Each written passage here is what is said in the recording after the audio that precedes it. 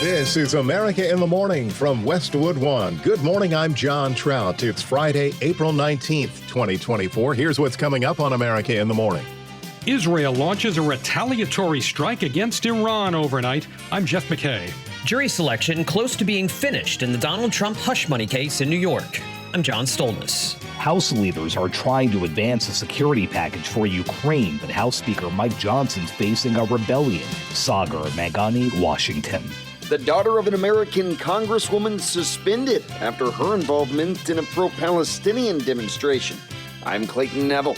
Workers installing a light pole in Missouri cut into a fiber line, knocking out 911 service. I'm Lisa Dwyer. On Wall Street, all eyes on Netflix shares today after its quarterly results knocked it out of the park after the closing bell last night. I'm Jessica Ettinger.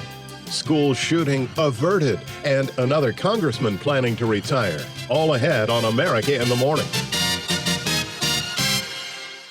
Israel has followed through on a retaliatory attack following Iran's drone and missile assault last weekend. The latest on the situation from America in the Morning's Jeff McKay. Explosions were heard in Isfahan province, considered a strategically important home to a military research site and an Iranian Revolutionary Guard base. Isfahan is about 160 kilometers from Iran's Natanz nuclear facility, which did not appear to be targeted. NBC News is reporting that Israeli officials notified the Biden administration that they were taking action in what they described as a limited response. President Biden said while he was not in favor of a retaliatory attack against Iran and that the U.S. would not participate, he did say America's commitment to defend Israel is ironclad. Iran had vowed that any Israeli attack on its nation would be met with what it described as a decisive and proper response. I'm Jeff McKay in Washington. Day 3 of the Donald Trump hush money trial in New York. An end to jury selection came ever closer with just a few jurors left to select now. John Stolnis with the latest on that trial. In all, 13 jurors have been selected so far, 12 primary jurors plus one alternate. Another 5 jurors will need to be selected. Good progress on a day that saw jury selection actually go backwards. The day started with 7 jurors seated, but 2 were dismissed, bringing the number down to 5. One of the jurors claimed she couldn't be fair after her identity was reported on some cable news channels. Another because there were concerns answers he gave in court were inaccurate. After the 3rd day of jury selection, Trump lamented about having to be there. And I'm sitting here for days now, from morning till night, in that freezing room, freezing. Everybody was freezing in there. Trump said officials from the Biden administration were doing everything they could to keep him off the campaign trail. I'm supposed to be in Georgia. I'm supposed to be in North Carolina, South Carolina. I'm supposed to be in a lot of different places campaigning. But I've been here all day on a trial that really is a very unfair trial. The Trump legal team was dealt a setback when prosecutors announced they would not be sharing with the defense a list of their witnesses ahead of time, typically done as a courtesy. They claimed Trump's attacks on social media were the reasons why. As a way of avoiding violating his gag order, Trump carried a stack of printed out op-eds from various conservative outlets and read their thoughts on the trial to the press. The case is ridiculous. There's another one. The case is a ridiculous Trump indictment. Judge Juan Merchan admitted it's unlikely they will find any potential jurors without some knowledge of who Donald Trump is, and multiple jurors admitted to having personal opinions of Trump and his time in office. Jury selection should be finalized today, with opening arguments likely on Monday. I'm John Stolnis. House GOP leaders are plowing ahead with plans to pass a foreign aid package that includes Ukraine, a move that could potentially cost Speaker Mike Johnson his job. Washington correspondent Sagar Meghani reports. We're at a tough moment. Ukrainians are at a tough moment on the battlefield right now. The Ukrainians are not running out of courage and tenacity. They're running out of ammunition.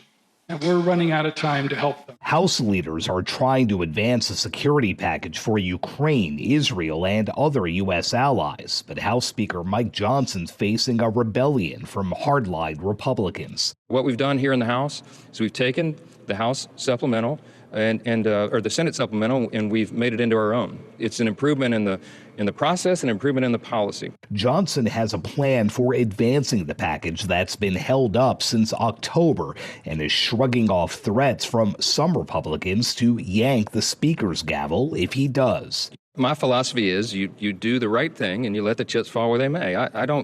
If I operated out of fear over a motion to vacate, I would never be able to do my job.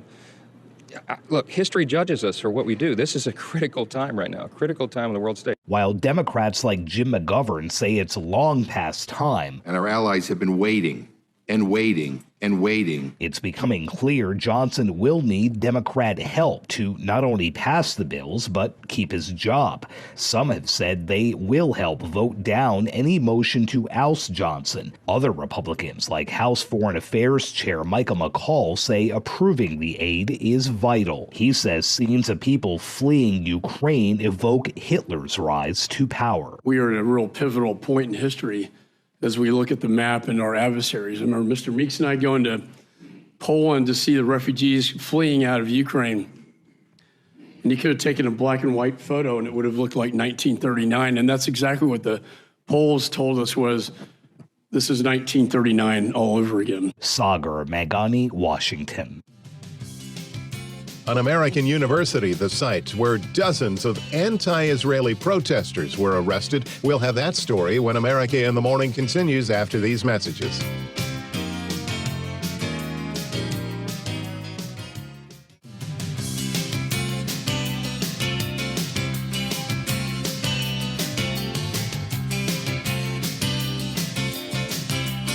Welcome back here with America in the Morning. Critical fire weather conditions persist across central Colorado today. Let's get the full forecast this Friday from AccuWeather.com meteorologist LaTroy Thornton. A cold front that triggered severe thunderstorms in parts of the southern plains and the Midwest on Thursday night will continue to push to the south and east today. But as it approaches the Gulf Coast later today, and especially into Friday night, the front will slow down and even stall out near the western and central Gulf Coast. This will mean wave after wave of heavy rain developing late Friday night and into the wee hours of Sunday morning for parts of north central Texas and through the Arklatex region, where over half a foot of rain may fall in some spots, bringing the risk for flash flooding and significant travel impacts.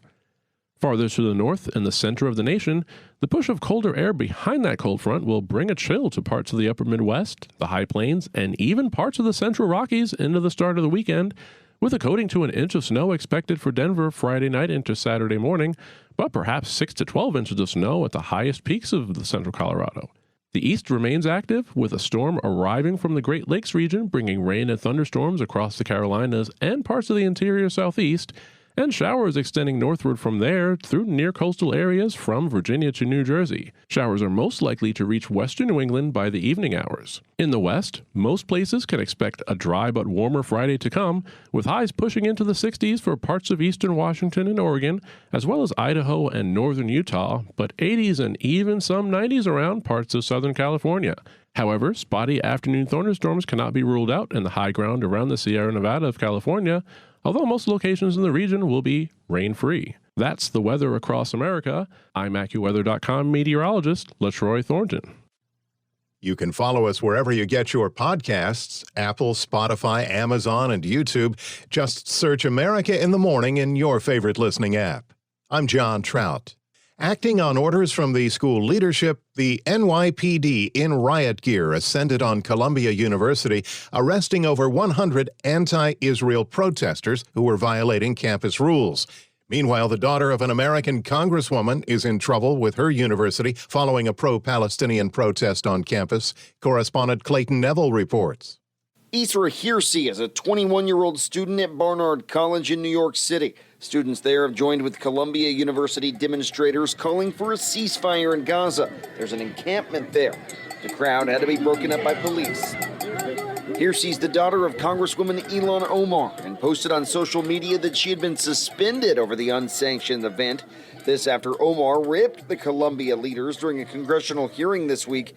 Administrators said they witnessed anti-Semitism up close. So I think there have been anti-Semitic protests. I know there have been a number of incidents, especially one at our law school recently, that the students were trying to call a protest, but it was an event to harass admitted students who were Jewish, and it's outrageous. There have been anti-Semitic events on campus, which I interpret as anti-Jewish. Columbia University's president, Nimat Shafiq, was not as quick to call the demonstrations anti-Semitic, but did condemn that rhetoric. Anti-Jewish things were said at protests, yes. This as tension surrounding the conflict in the Middle East builds on American college campuses.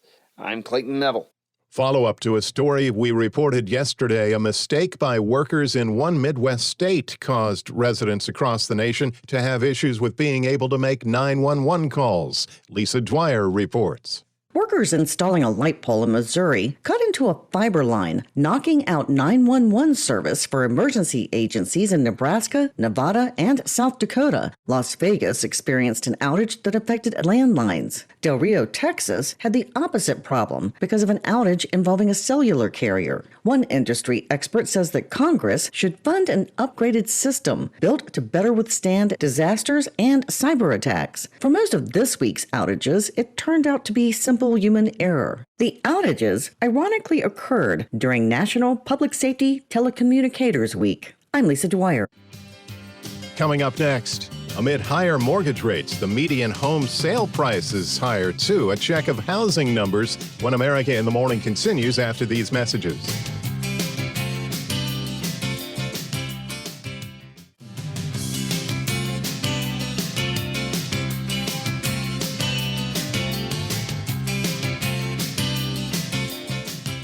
Welcome back. You're with America in the Morning. The Business Report is sponsored by Fisher Investments. Fisher Investments takes a disciplined approach with investing, helping clients navigate volatile markets. Learn more at FisherInvestments.com.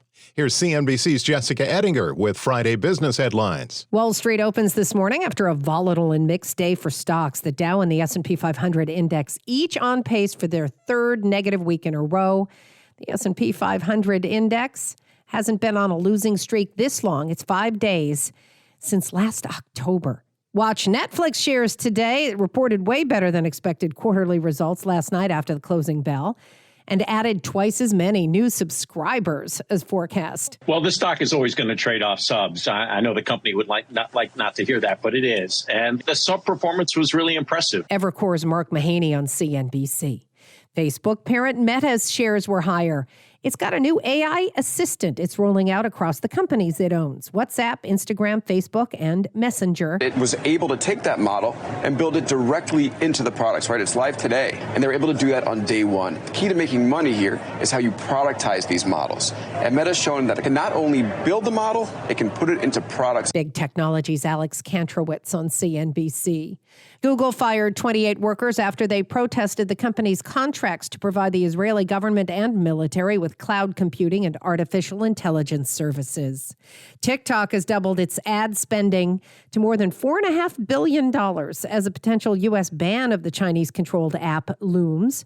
Congress looking to fast-track legislation to push its parent company ByteDance to divest the app, sell it to an American company. New home sales numbers are in. How's that look? You know, slower than real estate agents would like, especially after last year, which was the worst for home sales since 1995. March existing home sales dropped, even with more homes on the market. The added supply just couldn't counter the higher mortgage rates. As a result, existing home sales fell in March compared with February. Mortgage rates shot higher in February.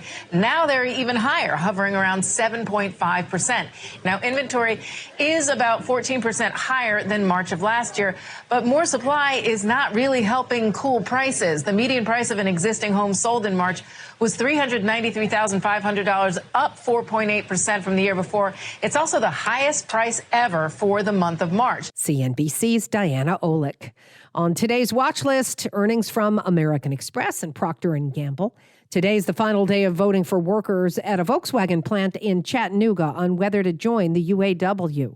Taylor Swift is out with her 11th studio album today, The Tortured Poets Department.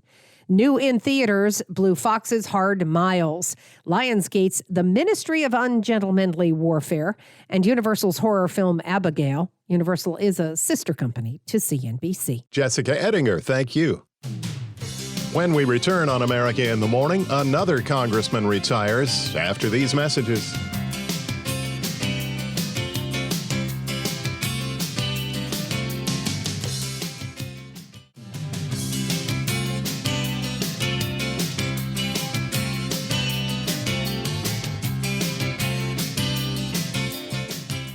Welcome back. You're with America in the Morning. A Washington, D.C. area high school student is under arrest, charged with allegedly plotting a mass shooting of a school. Montgomery County, Maryland authorities say the 18-year-old, who is biologically female but identifies as male, authored a 129-page manifesto strategizing how the attack could be carried out, then told police it was a fictional story. As a result, police in Rockville, Maryland, beefed up security at the high school that the suspect attended. Another Republican congressman says he will not run for re-election. Correspondent Norman Hall reports. Two-term House Republican Jake LaTurner is not running for re-election this year in his GOP-leaning Eastern Kansas district. LaTurner says he's quitting so that he can spend more time with his 4 young children. But his statement also mentions what he calls the current dysfunction on Capitol Hill.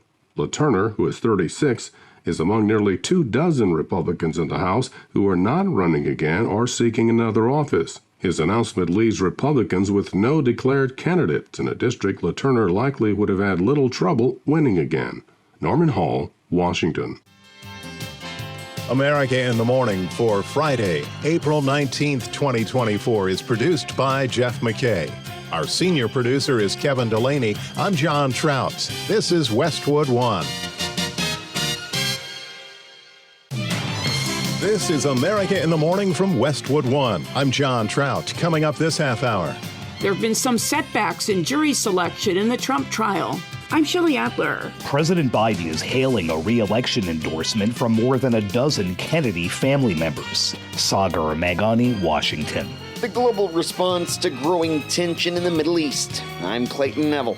Bail denied for the 4 alleged to have killed 2 Kansas women. The Arizona Coyotes are officially headed to Salt Lake City. I'm Geffen Coolbaugh. The Stanley Cup playoff matchups are all set. I'm Robert Workman. The original model of the USS Enterprise from Star Trek has been found decades after it disappeared. I'm Archie Zaraletta with the latest. Guy Ritchie takes on the Nazis in movie theaters this weekend. I'm Kevin Carr. Back after these messages.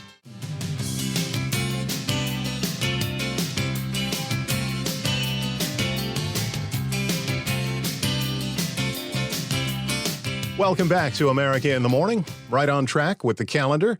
Some areas of the nation will see summer-like high temperatures today. Here's AccuWeather.com meteorologist LaTroy Thornton. In the southwest, many locations can expect a dry and warmer Friday as high pressure pushes into the area. High temperatures should rise into the 60s from eastern Washington and Oregon into parts of Idaho and Utah. However, 80s and even some 90s will push into some areas of Southern California. Within this zone, spotty afternoon thunderstorms can't be completely ruled out through the higher terrain in and around the Sierra Nevada mountains, but most places in the west will be rain-free. Looking a bit to the east, an air mass shift in the wake of a disturbance will bring enough cold air into parts of Colorado later today to produce some spring snow through the highest peaks, where up to a foot or more of snow will be possible from Friday night into Saturday. Cities such as Denver may pick up a coating to an inch of snow from this event, and chillier air will push into more of the high plains in the upper Midwest as well. Ahead of a cold front, conditions are expected to deteriorate early this weekend for the western and central Gulf Coast, where the front will stall out for a time, bringing waves of heavy rain through very early Sunday morning for parts of north-central Texas and the Arklatex region, where over half a foot of rain may fall in some spots, bringing the significant risks for flash flooding. The east stays active as a storm brings rain and thunderstorms across the Carolinas and parts of the interior southeast, and showers reach almost to the coast from Virginia to New Jersey, eventually spreading into western New England by the evening. Another disturbance crossing northern sections of the Northeast will mean continued wet weather for much of New York and the high ground of Vermont and New Hampshire, as well as much of Maine through Saturday. In Minneapolis, look for the wind to pick up through the day with some sunshine at times and a high of 42. Los Angeles will see low clouds giving way to sunshine later today with a high of 70. That's the weather across America. I'm AccuWeather.com meteorologist LaTroy Thornton. I'm John Trout. Remember, you can follow us where you get your podcasts, Apple, Spotify, Amazon, and YouTube.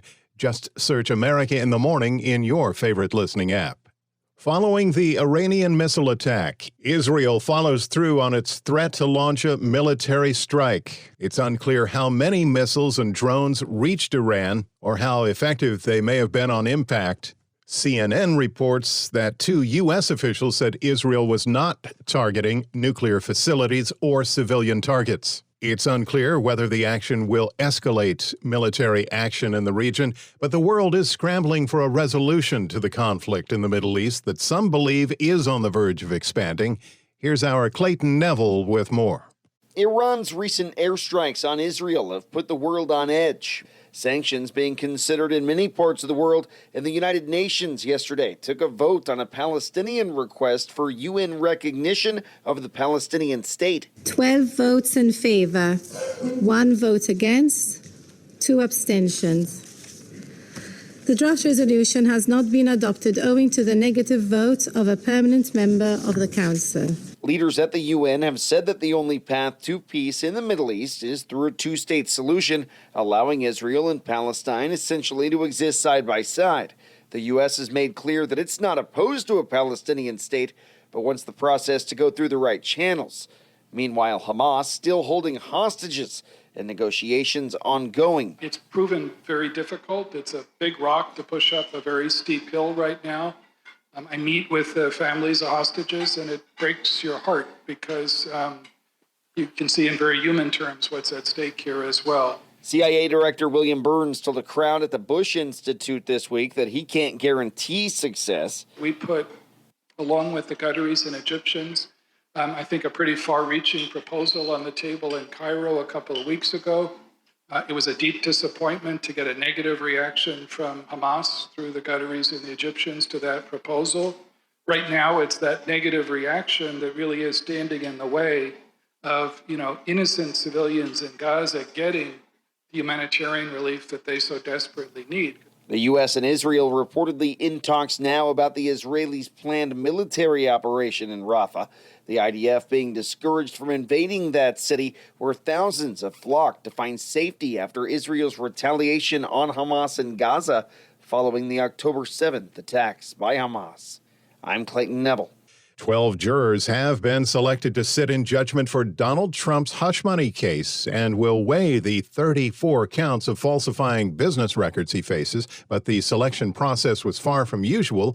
Correspondent Shelley Adler reports on what's being done to try to keep the names of jury members in the former president's trial private.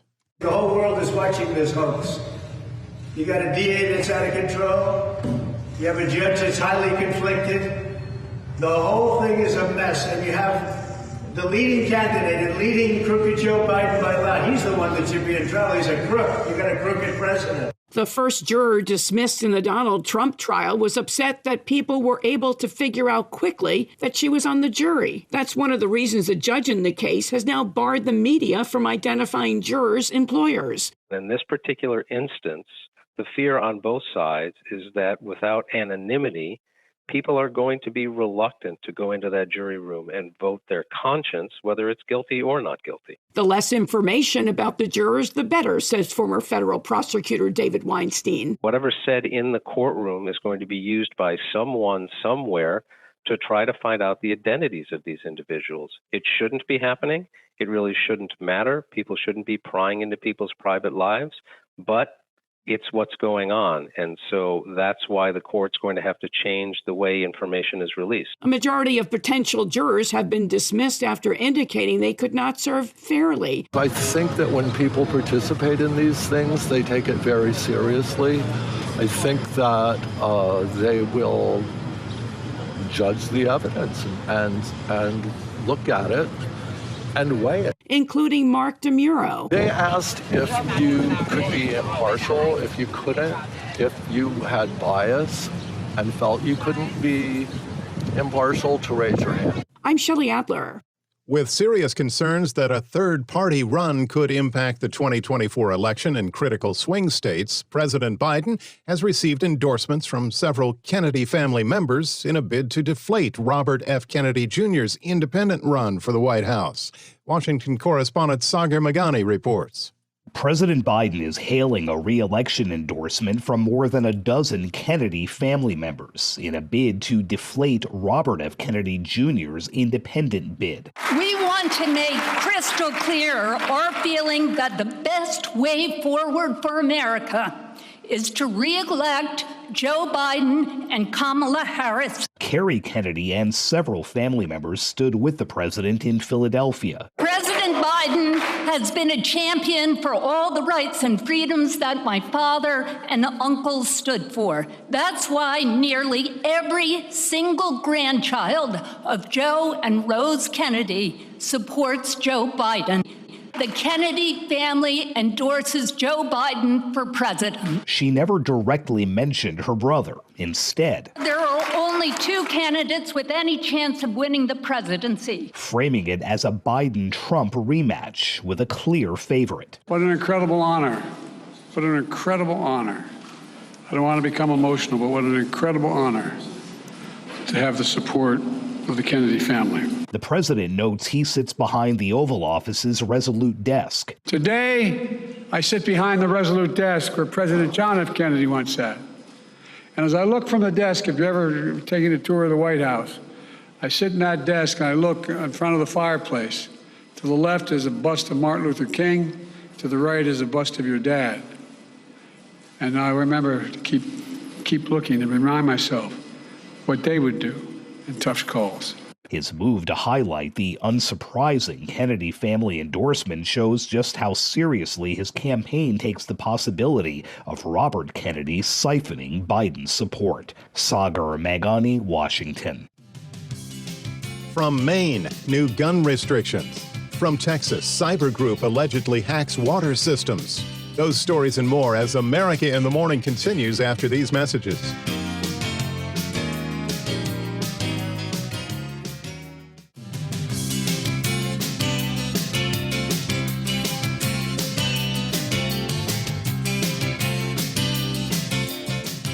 Welcome back. This is America in the Morning. I'm John Trout. Lawmakers in Maine sent a draft of gun safety measures to the governor to sign into law, fulfilling a promise to take action designed to prevent mass shootings, such as a rampage 6 months ago that killed 18 people in the town of Lewiston. Correspondent Donna Warder reports. Almost 6 months after a mass shooting in Maine, state lawmakers have approved background checks on private gun sales, a 72-hour waiting period for gun purchases, a ban on bump stocks that can transform a weapon into a machine gun, and criminalizing gun sales to people not allowed to own guns. The legislation, approved early Thursday morning, also funds violence prevention and opens a mental health crisis receiving center in Lewiston, where on October 25th, an Army reservist opened fire, killing 18 people and wounding 13 before killing himself. There was no action on a proposal to institute a red flag law, which would have allowed family members to petition a judge to remove guns from someone in a psychiatric crisis. I'm Donna Warder. An Oklahoma judge orders public defenders to represent 4 members of an anti-government group who appeared in court on charges of kidnapping and killing 2 Kansas women. Texas County, Oklahoma Associate District Judge Clark Jett entered not guilty pleas for the 4 defendants, one of whom is the grandmother of one of the victims' children.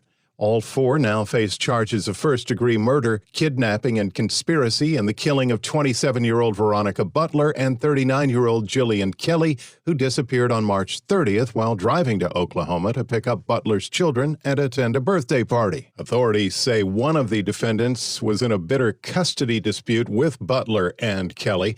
All 4 defendants were denied bail. America in the Morning continues, and remaining in the region, several small Texas towns are saying their water systems were hacked, allegedly by a cyber group located outside the U.S. Lisa Dwyer reports. The attack was one of 3 on small towns in the Texas Panhandle that month. In Hale Center, home to about 2,000 residents, authorities say there were 37,000 attempts in 4 days to log into their firewall. That attack failed as the city unplugged the system and operated it manually. In Muleshoe, hackers caused the water system to overflow before it was shut down and taken over manually. A group calling itself Cyber Army of Russia Reborn claimed responsibility for January attacks on water facilities in the United States and Poland. I'm Lisa Dwyer. Here's Chuck Palm with today's tech report discussing what'll happen when the cryptocurrency Bitcoin splits this weekend. Today's tech report is part 2 of the Bitcoin halving. A reminder, this is not investment advice. Please consult a professional before making any investment decisions. Satoshi Nakamoto, the anonymous inventor of the blockchain for Bitcoin, set an initial supply of 21 million. The initial supply of Bitcoin rewards for mining or maintaining the blockchain ledger was set to periodically cut itself in half. This would guarantee scarcity and also ensure the integrity of the mining operations. For example, in 2012, for the first split, it started at $13, and by the end of 1 year, it was at $1,052 per coin. As of the last halving in 2020, it started at $9,700 and ended at $67,500. Bitcoin has been bouncing around the $70,000 range and probably will go up, but there is no guarantee. At this point, the volatility is just too unpredictable. Confused? Visit allthetoptech.tech for the full report. I'm Chuck Palm. A hockey team that was plagued with issues, including a very small arena to play in, is now headed north. Correspondent Gethin Coolbaugh explains. The NHL Board of Governors voted Thursday to approve a $1.2 billion sale from Alex Morello to Utah Jazz owner Ryan Smith, clearing the way for the franchise's move to Utah next season. The deal includes a provision for Arizona to get an expansion team if a new arena is built within the next 5 years. The deal will be facilitated through the NHL, with $200 million going to league owners as a relocation fee. The team will officially be known only as Utah until a long-term name is determined. I'm Gethin Coolbaugh. With more in sports this Friday, here's America in the Morning's Robert Workman. The NHL closed out its regular season on Thursday night and sorted out the postseason matchups. Kings rallied past the Blackhawks in overtime to grab third place in the Pacific Division. Frank Vatrano's hat trick lifted the Ducks over the Golden Knights, so Vegas will defend its Stanley Cup title from the 8th seed in the West. Jets doubled up the Canucks, their 8th straight win, earning them the 2 seed out west. And the Avalanche drilled the Oilers. 2 assists for Nathan McKinnon, his 140 points, breaking a 40-year-old franchise record. The Stanley Cup playoffs begin tomorrow. The Islanders at the Hurricanes and the Maple Leafs at the Bruins in the East. Sunday, it'll be a Sunshine State battle between the Lightning and the Panthers, along with longtime East rivals, the Capitals, at the Rangers. Out west, the Predators visit the Canucks, and the Jets host the Avalanche, their first ever postseason clash. The other 2 West series get underway Monday. The Kings will be at Edmonton, and the Knights at top seed Dallas. The first round of the NBA playoffs also begins tomorrow. In the East, it'll be Orlando at Cleveland and the Sixers at the Knicks, with Phoenix and Minnesota starting things in the West, followed by the Lakers at the defending champion Nuggets. Tonight, the play-in round wraps up with 2 elimination games. First, the Bulls and the Heat in the East. Jimmy Butler out for Miami with a right knee injury. The winner will face overall number 1 Boston on Sunday. Then it's the Kings and the Pelicans in New Orleans. That victor matches up with West top seed Oklahoma City. The other Sunday series have the Mavericks at the Clippers and the Pacers at the Bucks. Baseball, the Guardians snagged the Red Sox 5-4. Carlos Carrasco gets his first win since coming back to Cleveland after 3 years with the Mets. Manager Stephen Vogt will take the W. To be quite frank, we didn't play very well today. And so to overcome that, it says a lot about the guys in that room. We made some mistakes early, but we were able to rebound from it and keep adding on runs. Elsewhere, the Rangers topped the Tigers 9-7. Jack Leiter, son of former Major Leaguer Al Leiter, made his Major League debut. Didn't stick around long enough to get the win, but welcome to the show, Meat. Giants shut out the Diamondbacks 5-0. Logan Webb and the Dragnets with a 3-hit gem. And the Rays shaded the Angels 2-1. Marlins and Cubs were postponed. They'll make the spirit of Ernie Banks happy with 2 on Saturday at Wrigley Field. That's Friday Sports. Thank you, sir. When we return on America in the Morning, preview of the new World War II era movie in theaters and Lost Ship Found after these messages.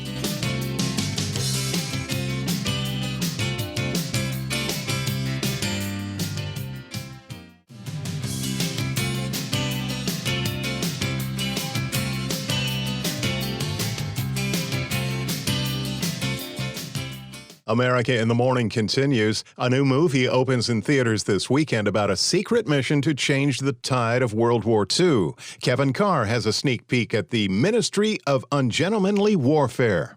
It's another weekend and another war movie is opening in theaters, but this one takes a more whimsical approach. I have a mission I want you to lead. Thank you, Sergeant. Guy Ritchie directs The Ministry of Ungentlemanly Warfare, a somewhat true but greatly embellished story about a secret British plot during World War II. We're losing the war. Hitler is not playing by the rules, so neither are we. Winston Churchill directs a ragtag group of mercenaries to cripple Germany's U-boat capabilities, and along the way, a lot of Nazis get killed. I mean, A lot. Is that a heart lesson? Not since Quentin Tarantino's Inglourious Bastards has there been such a joyful display of Nazi grudge killing, and I'm all in for that. It's what rockets this movie from a war film into an almost comic book level of insanity. And its tongue-in-cheek attitude with a formidable cast makes it a lot of fun. If I'm to do this, I'll need my own team. You won't like them. They're all mad. They'll need to be. As expected from Ritchie, there's plenty of action and punchy one-liners. He's definitely back in his filmmaking element here. Guilty as charged. Not to be taken too seriously as it revels in its own pulpiness, this is a ludicrous film, but it's still a great deal of fun. Ooh, you're in trouble now! The Ministry of Ungentlemanly Warfare gets 3.5 machine guns out of 5. I'm Kevin Carr, and that's the way I see it. The missing starship has been found. Entertainment correspondent Margie Zaraletta reports on the return of the original model of the USS Enterprise from the TV show Star Trek. The 3-foot model of the Enterprise was used in the opening credits of Star Trek and in the pilot episode. It was loaned to the makers of the 1979 film Star Trek: The Motion Picture and was not seen since, until it popped up briefly on eBay this past fall. The sellers say they found it in a storage unit and they contacted Heritage Auctions for authentication. You are looking at the only Starfleet cadet who ever beat the no-win scenario. I don't like to lose. Then you never faced that situation. I don't believe in the no-win scenario. Roddenberry Entertainment CEO Eugene Rod Roddenberry, the son of Star Trek creator Gene Roddenberry, says the sellers have been rewarded for their honesty and he hopes to display the model publicly. He also feels vindicated because he says there was a rumor floating that he had thrown it in a swimming pool as a boy. I'm Archie Zaraletta. America in the Morning for Friday, April 19th, 2024 is produced by Jeff McKay. Production assistants Christian Mathos. Our senior producer Kevin Delaney. I'm John Trout. This is Westwood One.